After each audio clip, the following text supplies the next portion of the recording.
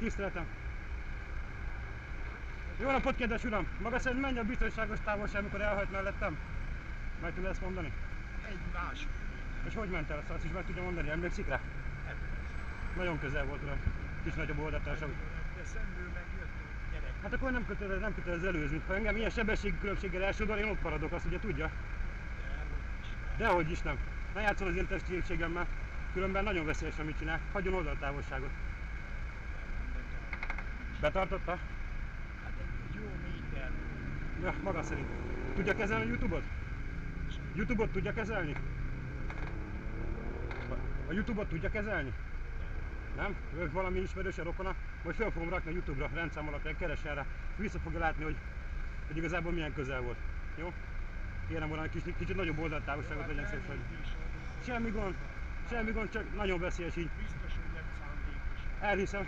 Csak egy rutintalan bringás, ettől úgy megijed, ilyen közel megy el, hogy bemegy az árokba. Mert többi kerékpározók is már nem hat meg. Csak legyen szíves, kicsit nagyobb. Jó, nagyon szépen köszönöm uram, minden jót!